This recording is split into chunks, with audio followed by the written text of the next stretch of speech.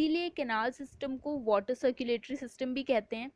ठीक है, ये एक कैरेक्टरिस्टिक फीचर है फाइलम पॉरीफेरा का। ठीक है, क्योंकि जो पॉरीफेरन्स है उनमें पोर्स प्रेजेंट होते हैं और यही छोटे छोटे पोर्स मिल के कैनाल जैसा स्ट्रक्चर बना लेते हैं, जिसमें कि वाटर करंट इजीली मूव कर पाता है, सर्कुलेट कर पाता है। ठीक है, इसीलिए ये जो वाटर सर्कुलेटरी सिस्टम है या कैनाल सिस्टम जो है वो पॉरीफेरन्स का कैरेक्टरिस्टिक फीचर है, क्योंकि बाकी और कोई भी ऑर्गेनिज्म में या और कोई भी फाइलम्स में ये पोर्स देखने को नहीं मिले जिसकी वजह से कोई कैनाल सिस्टम बन सके। ठीक है, कैनाल सिस्टम को एक्विफेरस सिस्टम भी कहते हैं। और जो कैनाल सिस्टम स्पंजेस में प्रेजेंट होता है वो फूड एक्विजिशन में हेल्प करता है, यानी फूड इंजेशन में हेल्प करता है, रेस्पिरेटरी गैसियस एक्सचेंज में हेल्प करता है, और जो भी एक्स्ट्रा मटेरियल है उसके एक्सक्रीशन में हेल्प करता है। ठीक है, बहुत सारे पोर्स प्रेजेंट होते हैं स्पंजेस की बॉडी पे, न्यूमरस परफोरेशंस प्रेजेंट हैं सरफेस पे स्पंजेस की for the ingression and egression of water current. ठीक है, और ये जो न्यूमरस परफोरेशंस या जो पोर्स प्रेजेंट होते हैं ना पॉरीफेरेंस की बॉडी पे, जो कि मिलके कैनाल सिस्टम को फॉर्म करते हैं, यही पोर्स मेन कॉन्स्टिट्यूएंट होते हैं कैनाल सिस्टम के। क्योंकि अगर पोर्स प्रेजेंट नहीं होंगे, मिलके कैनाल सिस्टम बनाएंगे नहीं, तो जो वाटर करंट है वो मूव कैसे करेगा, और जो बॉडीली फंक्शंस ये परफॉर्म करते हैं वो कैसे होंगे, फूड एक्विजिशन का, गैसियस एक्सचेंज का, एक्सक्रीशन का। ठीक है, तो ये जो पोर्स हैं यही मेन कॉन्स्टिट्यूएंट हैं कैनाल सिस्टम के। ठीक है, इंग्रेशन का मतलब होता है movement of water current inside the body, and aggression का मतलब है movement of water current outside the body. ठीक है, बॉडी के अंदर जो वाटर करंट फ्लो करेगा वो अलग अलग स्पेसेस से फ्लो करता है। ठीक है, यानी कि जैसे स्टार्टिंग जहाँ से वाटर करंट एंटर कर रहा है उस एरिया को हम लोग ऑस्टिया कहते हैं, जहाँ से वाटर करंट बॉडी से बाहर जाएगा उसे हम ऑस्क्यूलम कहते हैं। ठीक है, सो जो सबसे सिंपलेस्ट कैनाल सिस्टम होता है उसमें ऑस्टिया से ऑस्क्यूलम तक बहुत सिंपल मूवमेंट है। ऑस्टिया से एंटर करेगा, स्पंजोकॉइल में मूव करेगा और ऑस्क्यूलम से बाहर निकल जाता है। लेकिन क्योंकि इसमें भी पॉरीफेरेंस में भी ग्रेड ऑफ ऑर्गेनाइजेशन थोड़ा अलग अलग काइंड का है, बहुत सारे सेल्स मिलके फॉर्म कर रहे हैं ना, इसी वजह से जो कैनाल सिस्टम है डिफरेंट काइंड का होता है, क्योंकि इसमें जो पोर्स है वो भी डिफरेंट तरीके से फॉर्म होते हैं।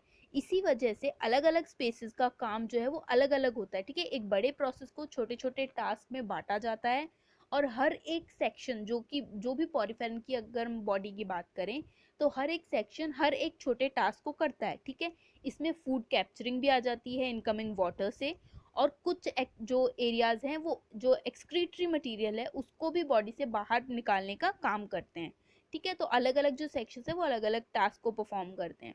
अब जो वाटर करंट प्रेजेंट है वो सबसे पहले तो चीज़ बहुत ज़्यादा इंपॉर्टेंट रोल प्ले करता है, क्योंकि अगर वाटर करंट आएगा ही नहीं, बॉडी में एंटर ही नहीं करेगा, तो ना तो पॉरीफेरेंस फूड ले सकते हैं, ना उनमें गैसेस एक्सचेंज होगा, ना उनका जो एक्सक्रीटरी मटेरियल है वो बाहर निकल सकता है, जिसकी वजह से पॉरीफेरेंस मर भी सकते हैं।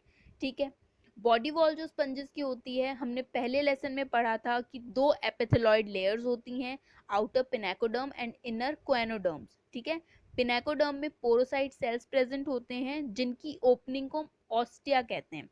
ठीक है, ऑस्टिया जैसा कि मैंने भी आपको बताया, जहां से वाटर करंट पॉरीफेरेंस की बॉडी में एंटर करेगा। ठीक है, क्वेनोडर्म्स जो है वो क्वेनोसाइट्स या फिर कॉलर सेल से बने होते हैं। अब आपको क्वेनोसाइट्स, पिनेकोडर्म, ये सब थोड़े से टर्म्स याद होने चाहिए और आपको पता होना चाहिए, मतलब एक स्पंज का डायग्राम आपको पता होना चाहिए कि कहाँ से कौन से पार्ट को हम ऑस्टिया कह रहे हैं, पिनेकोडर्म कौन सा है, क्वेनोडर्म्स कहाँ प्रेजेंट होते हैं। ठीक है, कॉलर सेल्स जो है, जैसे क्वेनोसाइट्स को कॉलर सेल कहा जाता है, तो आपको इनमें डिफरेंशिएशन पता होना चाहिए, क्योंकि क्वेश्चन में अगर मान लो कॉलर सेल्स पूछ लिया और आपको नहीं पता कि कॉलर सेल्स क्वेनोसाइट्स ही होते हैं, तो आप क्वेश्चन इजीली आंसर नहीं कर पाओगे। ठीक है, इसीलिए जब भी आप पढ़ें तो टर्म्स को ढंग से देख के पढ़ें, अच्छे से, जितना इजीली आप उनको याद रखने की कोशिश करेंगे ये आपके लिए ईजी होगा। ठीक है, नाउ जो क्वेनोसाइट्स हैं उनमें उसमें कॉलर पे कॉलर ऑफ माइक्रोविलाई प्रेजेंट होता है अराउंड द फ्लैजिलम, और इसी फ्लैजिला की बीटिंग की वजह से वाटर करंट जनरेट होता है और मूव होता है। ठीक है, जो बॉडी के अंदर वाटर करंट मूव करेगा ना वो इन्हीं फ्लैजिला की बीटिंग की वजह से होता है। ठीक है, अब ये कुछ फॉलोइंग फंक्शंस है जो कि वाटर करंट के हैं, which enters the body of sponges through the canal system. जितने भी एक्सचेंजेस होंगे स्पंज बॉडी में और एक्सटर्नल मीडियम में, वो इसी वाटर करंट के थ्रू मेंटेन किए जाते हैं। ठीक है, जैसे जो भी फूड है वो एंटर करेगा तो वाटर करंट की हेल्प से एंटर कर रहा है, जो भी एक्स्ट्रा मटेरियल या एक्सक्रीटरी मटेरियल बॉडी के बाहर जाएगा वो भी इस वाटर करंट की हेल्प से जाएगा। इसीलिए जितने भी एक्सचेंजेस होंगे स्पंज बॉडी और एक्सटर्नल मीडियम में वो सारे वाटर करंट की हेल्प से कंप्लीट होंगे, ठीक है। फूड और ऑक्सीजन जो बॉडी में लाया जाएगा वो वाटर करंट की हेल्प से, जैसा कि मैंने आपको भी बताया। एक्सक्रीटा जो बाहर लेके जाया जाएगा बॉडी से वो भी वाटर करंट की हेल्प से।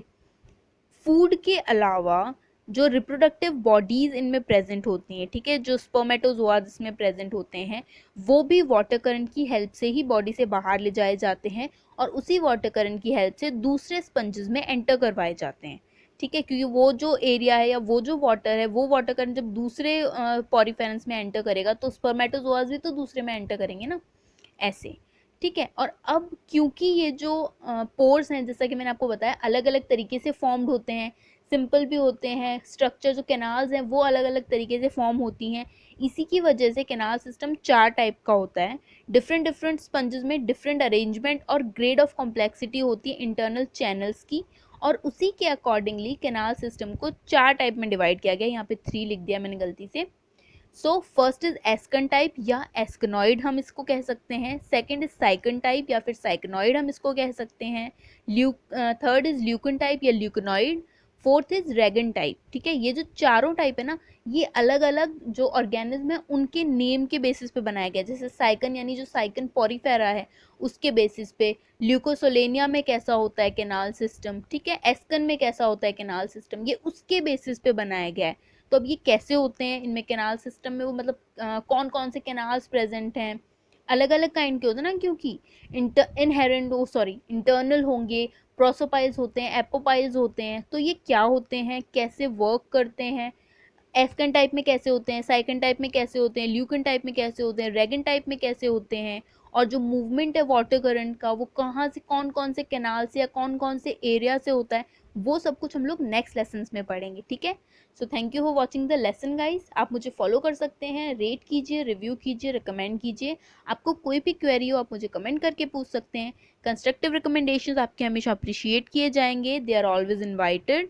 लेसन्स को ज़्यादा से ज़्यादा शेयर करें ताकि ये ज़्यादा से ज़्यादा लोगों तक पहुँचें जिन्होंने